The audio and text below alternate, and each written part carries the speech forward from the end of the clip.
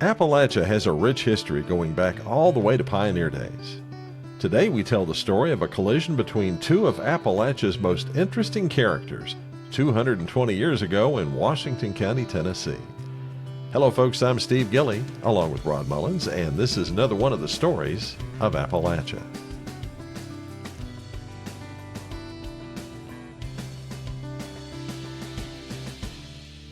Steve, you've already made the connection here. Washington County, Tennessee. And when I think of Washington County, Tennessee, I'm thinking of someone along the lines of Old Hickory, for example, and his definite presence during that time. But we're about to hear another story kind of involving Old Hickory and someone else that is well known in East Tennessee.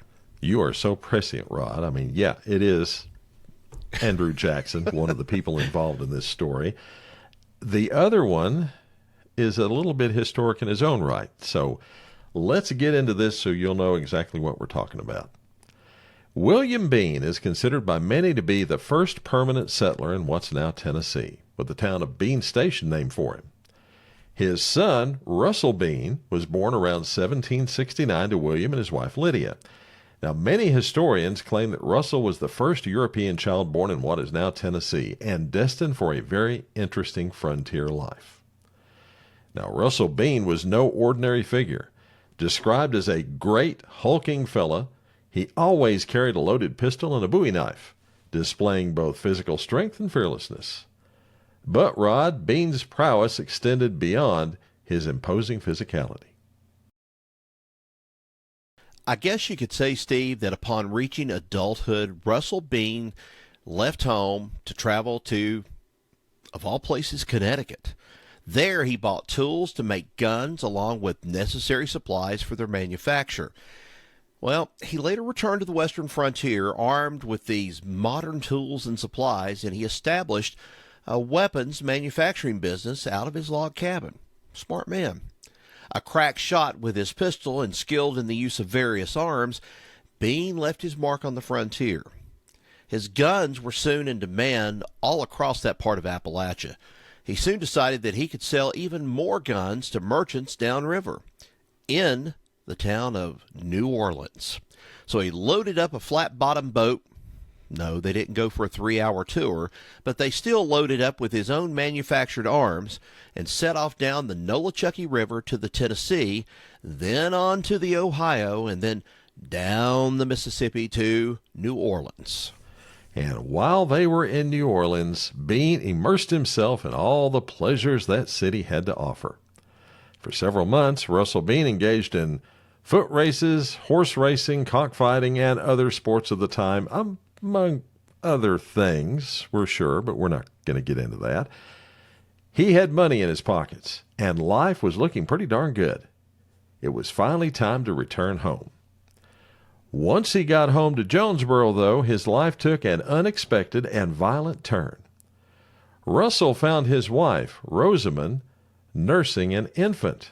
Now, keep in mind, Rod, he was gone to New Orleans for almost a year. So, do a little math there. Allegedly seduced by a merchant named Allen, the betrayal triggered a violent response from Bean. He grabbed the young baby and cut off both its ears, declaring that he was marking it so it wouldn't be mixed up with his own children. Steve, why did you ask me to do the math on that? I don't need math to figure this one out. Okay? I mean, all I can say is Bean's vengeance didn't stop there. Okay, so he cut both of the baby's ears off. He then flew out of the cabin seeking the man who had seduced his wife. Instead, found the man's brother, nearly beat him to death in a rage. He then went through town to the area of the courthouse where his wild behavior continued. He was a wild man, no other way to say it.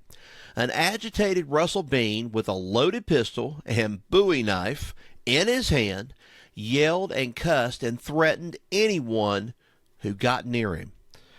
Now, this is where our other Appalachian character enters the story. Andrew Jackson at this time was a pioneer settler of Tennessee, developing his own, well, how can we say this, colorful reputation. He was a drinker. He was a gambler. He was a brawler, a duelist, and horse racer, among other things. But Jackson was also a frontier lawyer. Jackson, who later became a famous general in the War of 1812, you know that song, Well, anyway, governor of Tennessee and then later on president of the United States, played a pivotal role in Russell Bean's saga. He did indeed. Now, Jackson also served on the bench of the forerunner of the Tennessee Supreme Court, the Tennessee Superior Court, from 1798 to 1804, just exactly the time period we're talking about here. Jackson and the other Superior Court judges, sitting in Knoxville, would travel across Tennessee to hear appeals and other cases, including in the courthouse in Jonesborough.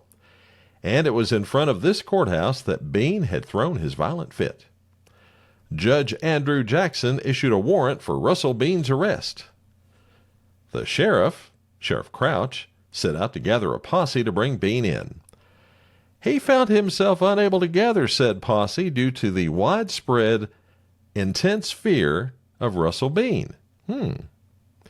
Well, when he reported the situation to Judge Jackson, Jackson became angry. He took immediate and decisive action, ordering the sheriff to summon every single man in the courthouse to bring Bean in dead or alive. An interesting way to put it, don't you say, Rod? Yeah, and Sheriff Crouch did that, starting with the good judge, Andrew Jackson. Jackson immediately recessed court, grabbed his pistol, and announced with great flair, "By the eternal, I'll bring him in!" Well, Jackson, along with Sheriff Crouch, left the courthouse and went straight to Bean's cabin. Jackson, with the pistol in hand, confronted Bean. He wasn't afraid to back down from anything. He demanded that Bean surrender, sensing someone as tough and mean as he was. Well, he arose and surrendered, calling out, "I'll surrender to you, Mr. Devil." Well, the trial that followed resulted in heavy fines and a conviction for Bean. He was branded on the palm of his hand, ouch, and sentenced to 11 months in jail. Branded? Wow, I didn't know that. The infamous act of defiance followed with Bean allegedly biting out the branded palm and spitting it on the courthouse floor. Talk about contempt of court.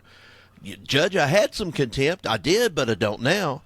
Well, anyway, despite imprisonment, Bean escaped and was allowed to remain at large due to widespread fear. His wife divorced him. Well, wouldn't you in this kind of situation? And the infant born of the tragic incident, unfortunately, later died of its wounds. Now, Rod, as to what happened to Russell Bean after this, well, folks are unclear. There are at least two conflicting stories about his later life. One placing him as the sheriff of Memphis, where he was stabbed to death in the line of duty. The other story has Bean's ex-wife, Rosamond, moving to Knoxville after remarrying. Bean, years later, also drifted to Knoxville, where he ran into his good buddy Andrew Jackson once again. And in a surprising twist, it's said that Jackson himself helped reconcile Russell Bean and his former wife. They were remarried, and as that story goes, they lived happily ever after. Other than that, we really don't know for sure what happened to him. I say that's BS at the end of that other one. There's just no way in the world that I can picture Andrew Jackson going and say, "Here, let me help you to reconcile and get yourselves back together, get remarried, and live happily." No, Old Hickory would not do anything like that. I mean, I don't want to say anything else about Old Hickory or comparisons or anything, but I just never pictured him as being that kind of person. Now, the other thing of the other part of the story of him maybe going to Memphis and becoming sheriff, I can see that happening. And then, of course, being stabbed to death in the line of duty. I can see that kind of taking place. But, like you said, it's unclear what really ever happened to him. But, Andrew Jackson, a reconciler, a Dr. Phil? No, not going to happen. I don't know, Rod. Maybe he had a romantic streak to him. You never know. I could see something like this happen. What I really see, though, is the world's best reality TV show way before they had TV. Yes. Yes. I think this is probably one of the more interesting little stories. Nothing earth-shattering here, just a little story about something that happened.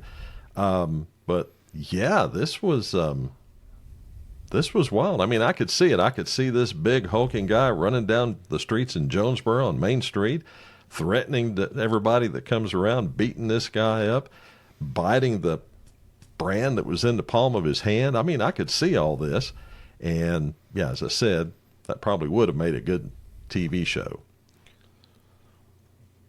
Well, I can see Andrew Jackson having his wild hair day. Uh-huh.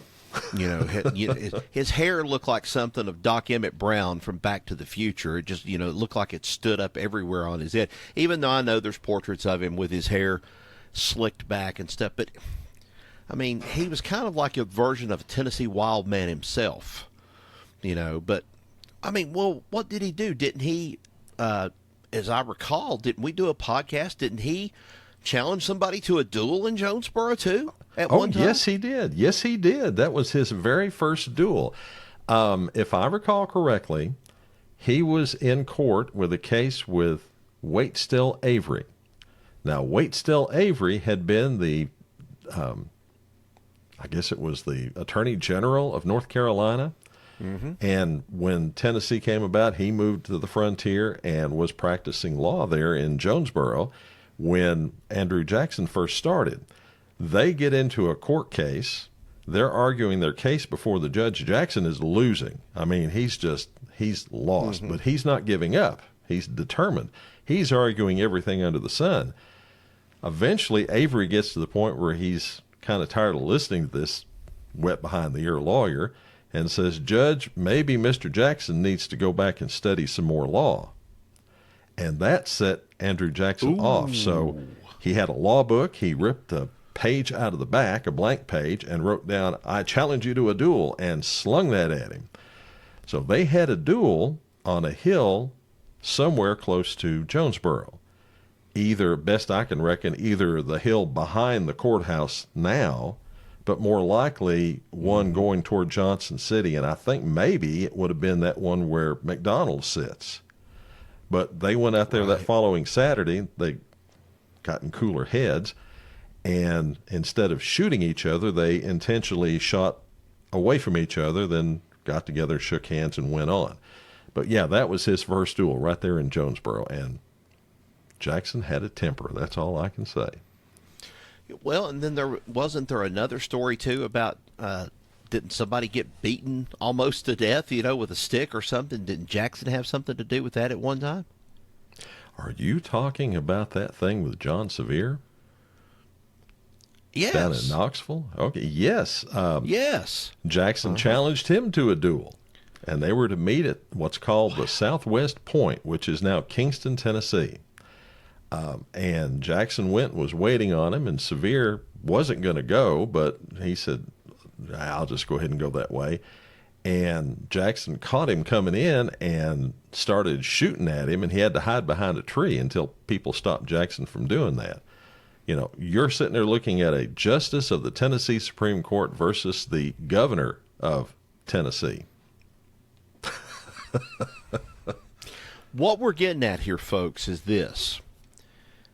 As much as people want to say or compare or, I don't know, emulate Old Hickory and things, there was only one Old Hickory. And when he stood up, by grannies, he was going to fight. He did not back off from a fight either. So it's proof enough he went after Russell Bean. Wasn't afraid of him in the least. Even though it said, well, let's kind of talk this thing out a little bit and stuff. But he wasn't afraid of a challenge. Matter of fact, he welcomed a challenge like we've given you in those stories. Just unreal. But like you said, not a big story, not earth shattering or something like that, but kind of also goes to show you, too, this short fuse, so to speak, that Andrew Jackson had about himself. Yeah, he had that Irish temper about him. His parents were born in Northern Ireland, and some say he was either born on the ship or he was born just before they left on the ship instead of in America, although most historians say he was born there in South Carolina, the South Carolina-North Carolina border. And that, folks, is the story of Russell Bean, first European child born in Tennessee, and his encounter with Andrew Jackson, another one of the stories of Appalachia. Thanks so much for listening.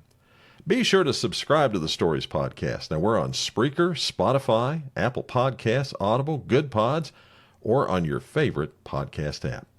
Also, consider going on over to the Spreaker app and becoming a member. As a member, we have lots of extra podcasts and other content for you. Go check it out. Till next we meet, y'all take care. So long, everybody.